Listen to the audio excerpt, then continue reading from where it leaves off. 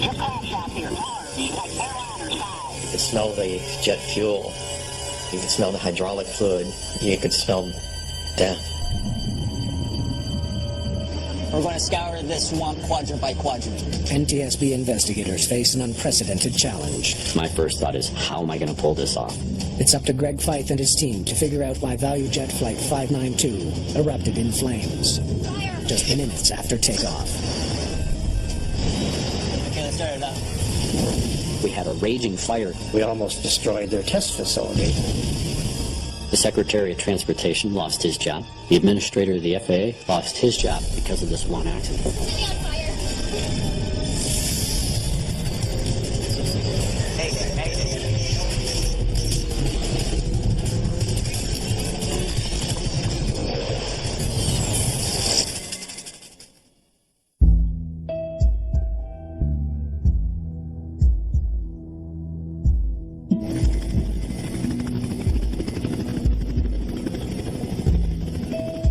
It has been 6 months since Florida's worst aviation disaster.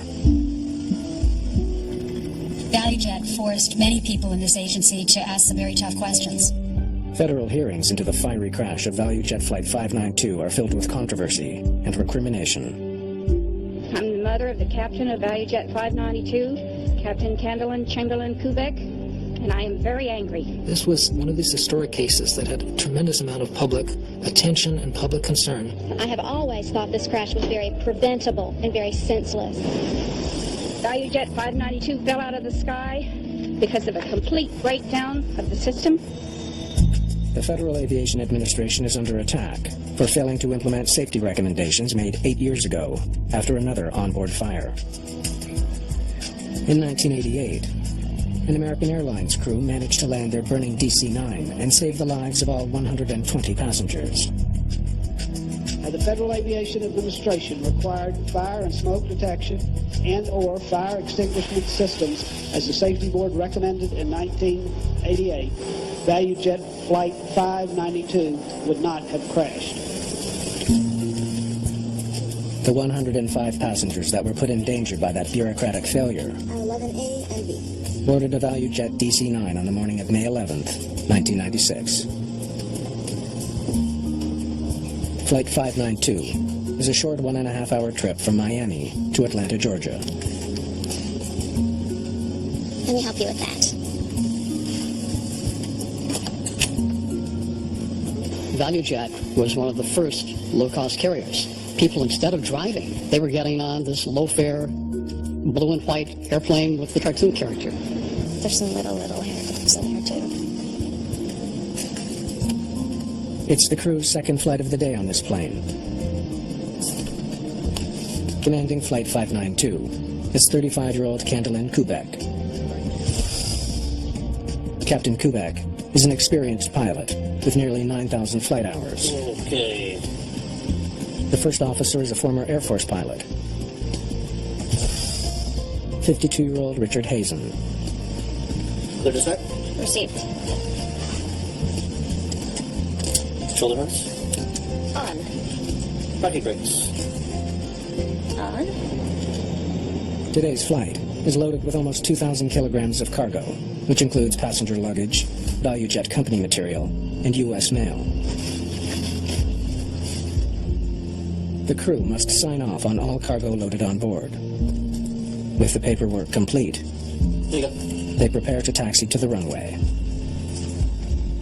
Crater 592. Taxi to runway 9 or left. And 9 left, Critter 592. The DC-9 is 27 years old. It has more than 68,000 hours of flight time. On the flight into Miami from Atlanta that day, the autopilot wasn't working, and the PA system was broken. Want to test out the PA and talk to the people? Ladies and gentlemen, from the cockpit, we are in a hole right now for crossing traffic on the ground. Mechanics in Miami were able to fix the PA. It works. We can hear you loud and clear. Crater 592. Runway 9 left. Cleared for takeoff. But repairs to the autopilot will have to wait. Set takeoff power. Once the DC-9 is back at airline headquarters in Atlanta, Power is set. Mechanics there will work on the problem. Rotate.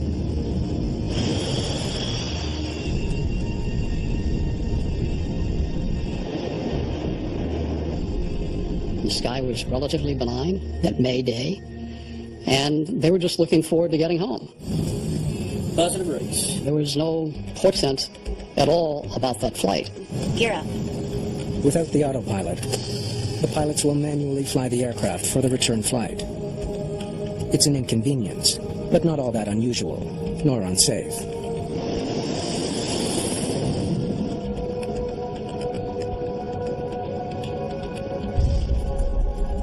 What was that? We got some electrical problem. Yeah, battery charger's kicking in. The plane's batteries are draining fast. Captain Kubek worries she could lose power to her instrument panel and other key flight systems. We're losing everything. Just 6 minutes after takeoff, the crew is facing a barrage of failures. Critter 592, contact Miami Center on 13245. So long. Controllers in Miami believe Flight 592 is safely on its way to Atlanta. But in the cockpit, Captain Kubek decides to turn around. We need to go back to Miami.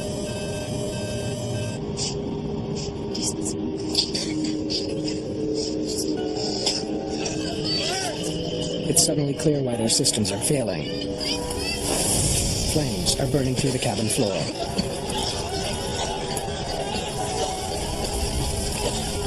.592 needs immediate return to Miami. Kubek has to get the burning plane on the ground as quickly as possible. You can only shed altitude so fast. You point it down much more than 5 or 6 degrees, and all of a sudden you can become in an overspeed situation. You can stress the aircraft, and you don't want to do that. Roger, Critter 592. Turn left heading 270. Descend and maintain 7,000 feet. What kind of problem are you having? Fire! Smoke in the cabin. Okay, roger that. First officer is handling the communication. The captain is handling the airplane. They want to try to get on the ground. They're working in a coordinated fashion. Classic cockpit resource management. Nobody is panicking. Nobody is throwing in the towel. What altitude? 7,000. Captain Kubek throttles back in an attempt to descend, but the left engine doesn't respond. It stays at climb power. As the right engine slows, the plane banks to the right. She discovers her ailerons still have life and manages to stabilize the plane. That was a good crew up in the nose of that airplane. Passengers are in a desperate fight for survival, but there's no escaping the onboard flames, which are burning at over 1,000 degrees Celsius. Toxic smoke is filling the entire cabin. This is heavy, poisonous smoke. People are breathing it in. When a fire's on board, there's a real sense of helplessness. There's a limited number of things you can do. Take short breaths. Less than 10,000 feet above southern Florida, Captain Kubek has the plane in a tight turn back to the airport. Completely on fire. The crew of Flight 592 has only seconds to get the burning DC-9 onto a runway before all is lost. Critter 592. We need the closest airport available. Critter 592. They're going to be standing by for you. Emergency crews in Miami prepare for the landing. The airplane starts losing altitude progressively. The airplane is out of control. The first officer's request for an alternate airport are the last words controllers hear from the crew. The DC-9 plummets toward the ground at over 700 kilometers per hour.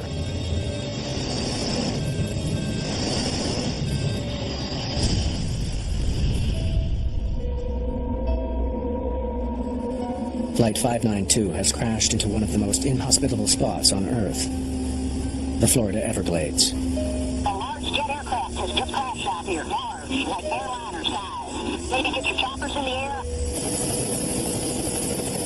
The Everglades covers much of the southern tip of Florida. Hundreds of square kilometers of shallow swamp, mangroves, and watery grassland. Just getting to the crash site will be a huge challenge for rescuers.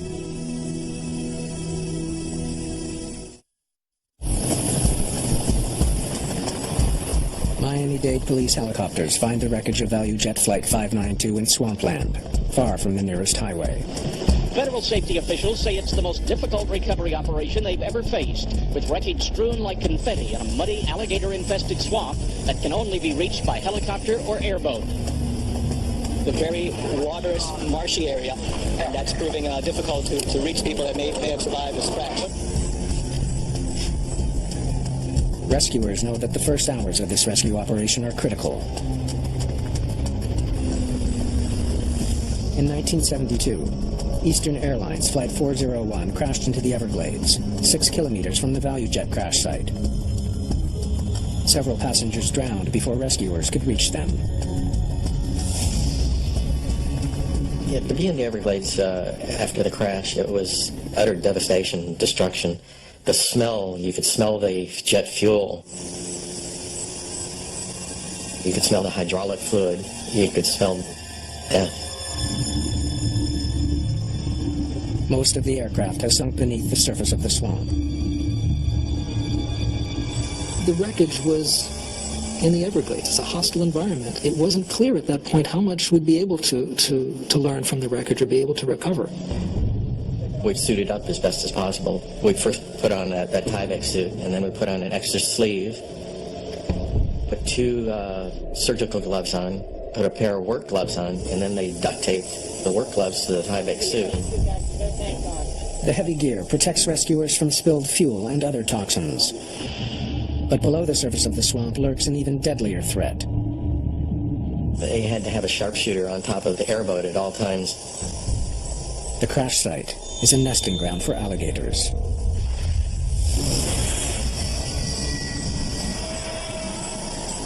As the divers were walking in the water, if somebody sighted an alligator or you'd hear them hiss in the sawgrass, they would take potshots to try and scare them away. Just hours after the crash, officials come to a grim conclusion. It doesn't look good that there are any survivors. All 105 passengers on board Flight 592 are dead. Captain Kubek, First Officer Richard Hazen, and 3 flight attendants are also dead. I feel that it's going to be difficult, if not impossible, to identify everybody. There was no evidence of the airplane. There was just debris. Very little present, no evidence of passengers. You had to put it out of your mind what actually you were doing. You could not think of what it was that you were picking up.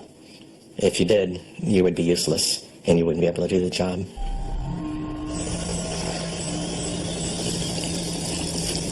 My initial reaction in a situation like that is just, it's anger. It's not again, it's how can this happen, it's what happened, why. The morning after the crash, NTSB investigators join local and federal police agents at the site. They know the pilots of Flight 592 reported smoke in the cabin. Now they need to find out what caused it. All right, let's get to work. The team is led by veteran investigator Greg Feith. You got to step back, take a deep breath, and then start to prioritize. Okay, what do I have to do now? And then utilize the resources to make that happen. It's showtime.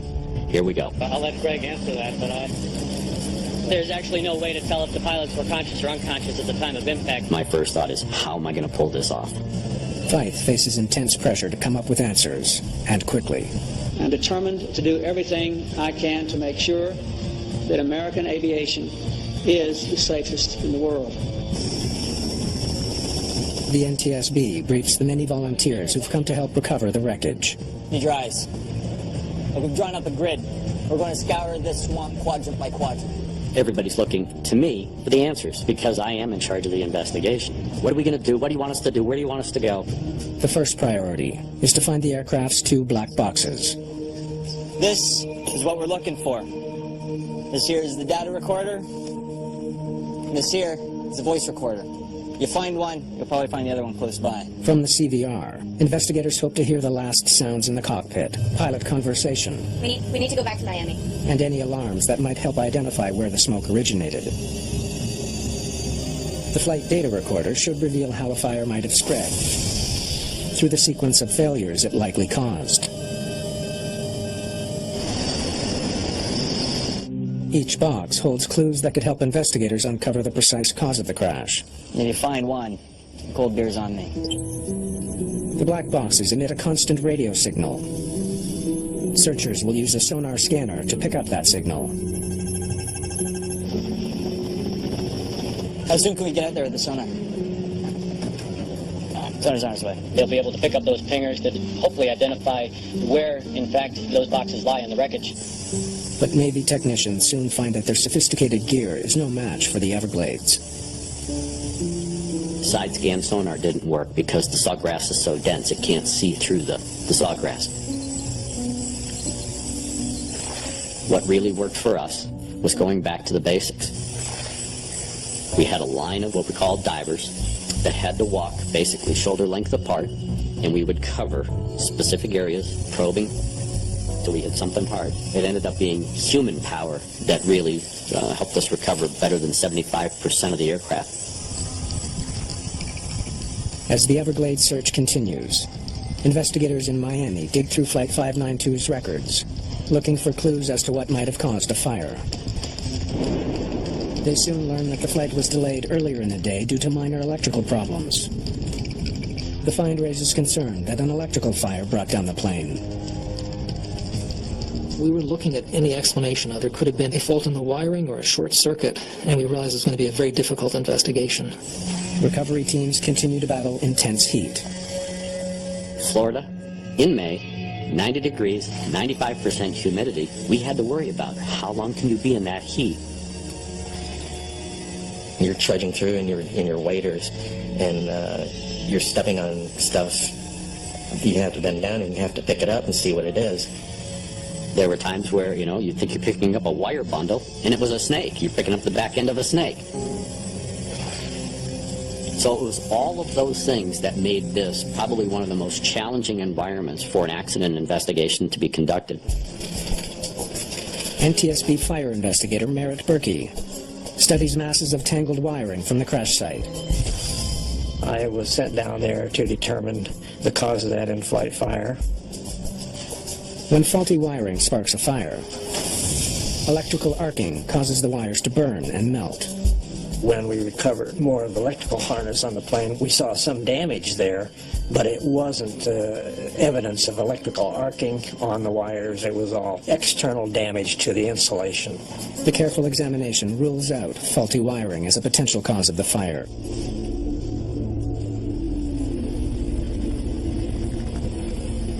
Another challenge. The Everglades is not a stagnant swamp. It has a current that flows out to sea. One of the unique things about the Florida Everglades is that it's water, and it's constantly in motion. That current makes the job of tracking down aircraft debris even harder. 2 days into the investigation, Fife finally catches a break. Oh, hot damn. We found ourselves a box. It was sitting on the bottom in the mud, partially submerged under about 3 to 4 feet of water. One of the Metro-Dade Police Fire Rescue folks who was walking their grid and actually stepped on one of the orange boxes. The whole accident site, all of the investigators, everybody comes to a halt as soon as the word spreads that we think we got a recorder. Officials wasted no time bringing it out of the swamp into a police car and onto a plane for Washington. The aging DC-9 was equipped with a primitive FDR. It recorded only 11 flight parameters, compared to the hundreds recorded by modern units. But the next morning, when Fife studies the preliminary results from Washington, he finds a clue that may point to the origin of the fire. Dive 800 feet and back in 3 seconds. It's impossible. The FDR recorded a sudden increase in air pressure. What we found on the flight data recorder that records the parameter of the static pressure was that there was a bump. It spiked briefly and then went back to a nominal value. Sensors on the fuselage measure outside air pressure. Normally, the pressure decreases with altitude. But as Flight 592 was climbing, the pressure briefly went up, not down. A DC-9 cannot dive and climb that quickly. The numbers don't make sense. Look at this. We really didn't know. we theorized about a variety of different things. Could have been an explosion on board. A shock wave moving outward from inside the aircraft can cause a sudden spike in external pressure. And of course you start thinking, an explosion could do that, so do we have a bomb? With an onboard explosion a real possibility, Merritt Berkey examines the wreckage to see if he can figure out where the fire originated. So we had a lot of parts coming in that were damaged, almost all limited to the cargo compartment. We had melted structure components that were in the overhead of the cargo compartment, which made up the floor of the passenger compartment. And then we also had some seat tracks for the passengers that were burned and melted. We determined that the fire was very intense up in the upper area of the cargo compartment on the left side.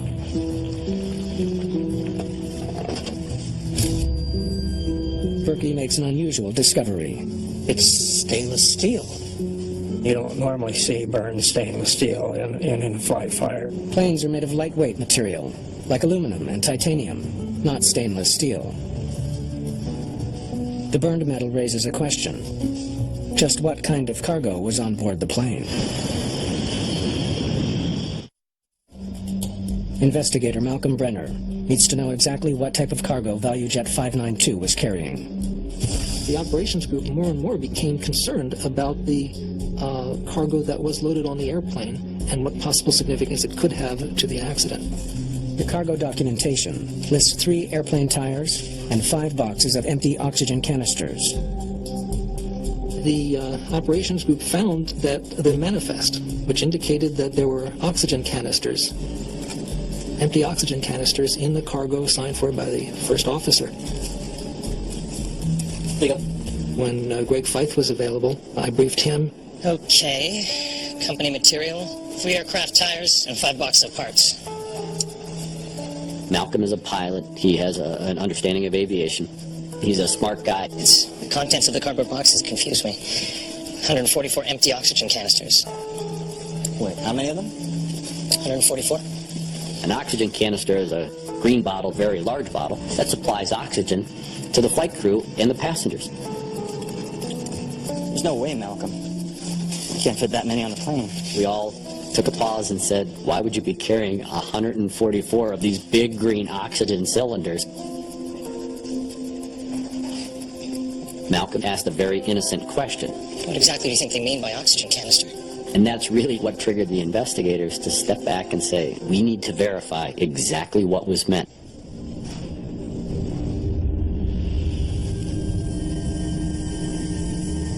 At the crash site, the recovery work continues. The debris includes dozens of small metal cylinders, parts not from the DC-9. Investigators now understand what was in the boxes listed on the cargo manifest. We found out that it was not a canister, but in fact an oxygen generator. Oxygen generators are small devices installed above the passenger seats of certain airplanes. They're connected to oxygen masks that drop down in the event of cabin depressurization. Pulling down on the mask yanks a lanyard, which slides out a retaining pin. That triggers a chemical reaction that generates breathable oxygen. The masks are attached to nipples on this oxygen generator. That's the supplemental oxygen that flows through the tube to the mask. Investigators wonder whether the oxygen generators that were being carried in the cargo hold could have caused the fire. We had 5 boxes of these, or 144 of them, thrown in a box, carried as cargo. We had to look at, well, if they're carrying these and they're supposedly empty, what danger is there carrying them as cargo? It's no question. They're clearly listed as empty. Did they have a potential for creating a fire or a fire situation that could have jeopardized the safety of this aircraft? As recovery teams continue to pull oxygen generators from the bottom of the Everglades, they find that while some are in fact empty, this has never even been triggered. Many others are full. The oxygen generators that we had found had been damaged. Some were completely flattened, some of them were charred and crushed, some of them still had the material in them, but the case had been dented and damaged. It's the temperature of the canisters after they've been triggered that concerns investigators. These things get pretty hot, Greg. Really hot. They can reach 260 degrees Celsius. That's why in the cabin, they're stored behind a heat-resistant shield. An oxygen generator that is not mounted in its proper position in a heat sink cradle in the passenger service unit is lethal. Because if it's anywhere near a combustible material, you're going to have a fire. It now seems highly volatile chemicals were improperly shipped aboard Flight 592. Had the pilots known what was actually on board, they likely would not have signed off on the manifest. They and their 105 passengers would still be alive.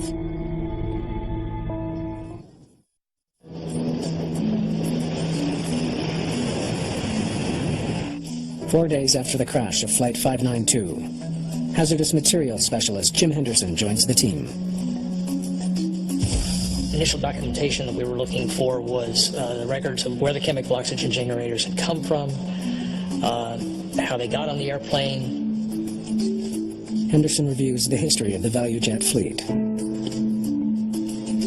We found out that ValuJet had recently purchased 3 airplanes from other carriers. Well, I think I know where they came from. ValuJet's work order on these airplanes basically were to open the plane up, find out what the dates were on the generators. Oxygen generators have a shelf life. To meet federal safety standards, any out-of-date generators on the recently purchased planes needed to be replaced. That job was given to a company called Sabertech. We spoke to the maintenance personnel primarily to find out how these were handled. The chemical oxygen generators had been removed from an airplane. We wanted to make sure that they were handled in accordance with their work cards. Henderson learns that Sabertech removed 144 oxygen generators. Most of them were out of date, but still full. There are strict guidelines regulating how oxygen generators are to be removed and shipped safely. The work orders basically described how to take them off the aircraft and how to replace the new generators on the aircraft. Once removed from the aircraft, one of the safety precautions is to replace the safety cap that keeps it from accidentally activating. It says we should put shipping caps on them. Do we have any? Many of the mechanics realized how dangerous they were. The mechanics recognized the need for safety caps. Several mechanics told us in interviews that they had advised their supervisors of the need for safety caps. They look like this. Did you see any? No, they didn't have any. And you can't take them off the new ones. Henderson learns that since they didn't have protective caps, Sabertech mechanics improvised. The maintenance people didn't have the safety caps. One of the other things that was mentioned on the work order was that they take the lanyards and wrap them around the oxygen generator. There were several others who felt that the lanyards were unnecessary, so they actually physically cut the lanyards off, leaving the pins basically free inside of the generator. Do you put any labels on the actual generators? After I pulled them out, I put a green tag on them. On the tags, Sabertech workers wrote the word expired. What investigators still don't know is how the 144 oxygen generators ended up on a passenger plane weeks later. When investigators interview Sabertech shipping staff, they learn that the generator sat in a hangar for weeks. Sabertech had a new customer coming in, and they wanted to clean up the area for the new customer to give them a good impression of their company. As far as they were concerned, they were ValuJet's material, and therefore they were to be returned to ValuJet. Investigators discover that the potentially dangerous generators were on Flight 592 due to a misunderstanding over a single word: expired. Did someone actually think that expired meant empty?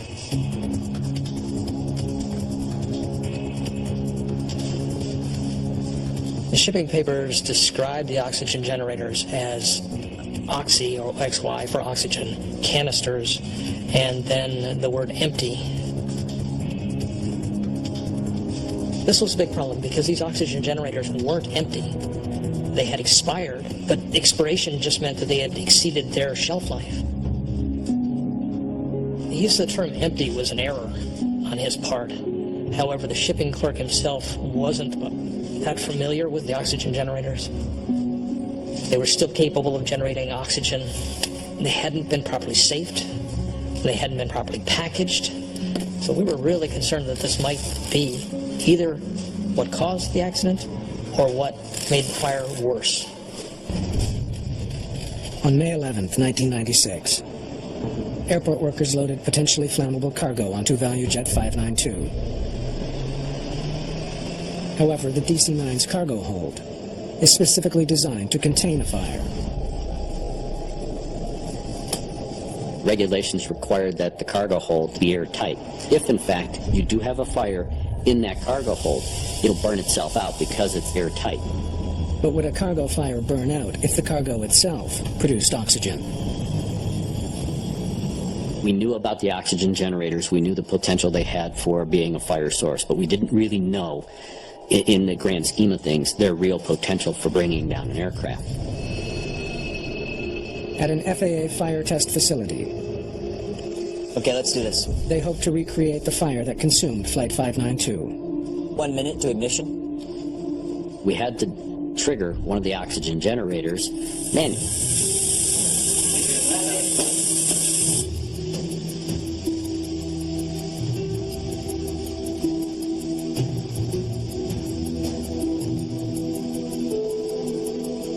Nothing at all.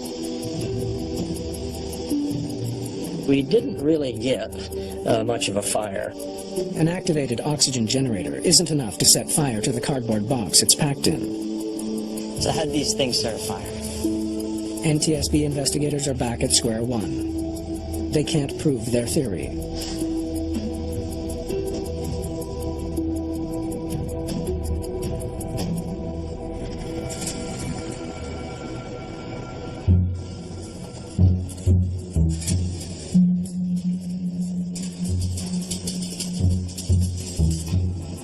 What were these things packed in? The failure of the fire test prompts investigators to look more closely at exactly how the oxygen generators were packaged for transport. The first test we did, we had not packed them exactly the way they were packed. You layer of bubble wrap. We did not use bubble wrap in the first test. That is, put bubble wrap over the top of the generators before we closed the box. We put 5 boxes of oxygen generators, put them on top of a tire, and put some luggage around them. Okay, let's start it up.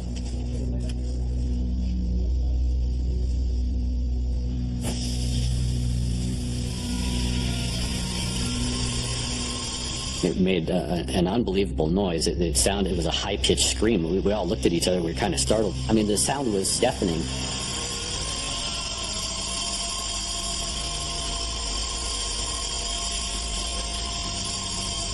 Ten minutes after ignition, the ceiling of the test cargo container reaches 2,000 degrees Fahrenheit. Lord almighty. We almost destroyed their test facility. After 11 minutes, it exceeds the capacity of the monitoring equipment. All right, let's get that fire out. We had a raging fire, and none of us had expected a fire to be that big and that hot. And it was just amazing to see how disastrous, how destructive something this long and that big around could be. The experiment supports the NTSB theory. Improperly packaged oxygen generators caused the crash of ValuJet 592. Even in an airtight cargo hold, the fire would have burned fiercely enough to bring down the DC-9. The problem with Flight 592 is that you defeat the intended purpose of the Class D cargo hold, because even though the hold may be airtight, you've got 144 sources of oxygen in that airtight container. Investigators now suspect that the accidental activation of a generator during loading or on takeoff is all that it took to trigger a disaster that claimed 110 lives.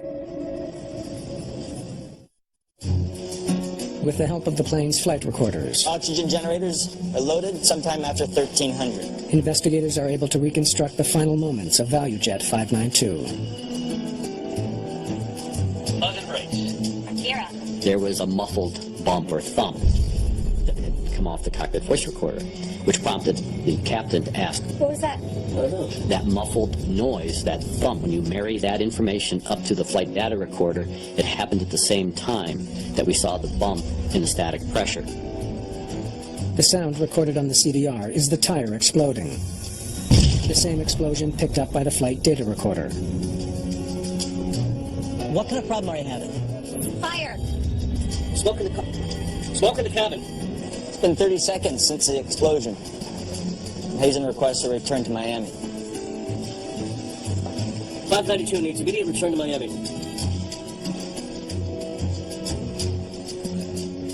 We can hear a lot of background noises. We have the flight attendant coming up front. She's talking about how bad the fire is, and the last part of it is silent. And then nothing. There is no crew interaction. There is no talking.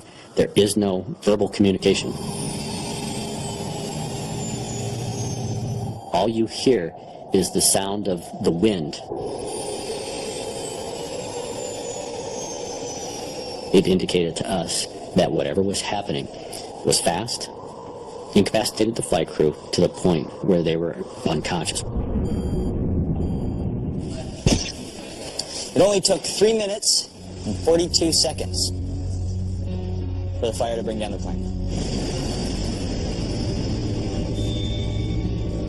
There was no chance of getting the plane to the ground safely.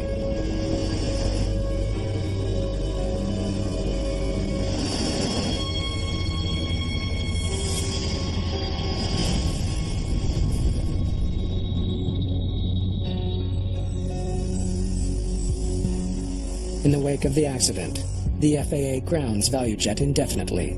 The National Transportation Safety Board recommends better training for employees who handle oxygen generators. There weren't any bad guys with black hats. They were all people just trying to get by, doing the best they could. The NTSB also renews its call from 8 years earlier to have smoke detectors and fire extinguishers installed in the cargo holds of all passenger jets. FAA turned around after ValuJet crashed and mandated fire suppression and fire alerting systems. But they should have done that a long time ago. An inferno, what a hell those people went through. And our loved ones are dead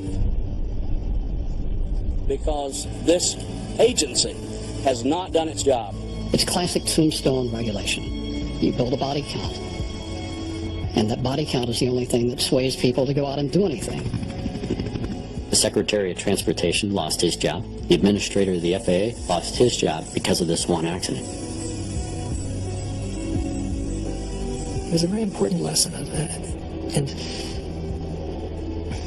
it's unfortunate that it comes about with this kind of cost, but this was a case that did make major changes in the industry, that we all work together to make sure this doesn't happen again.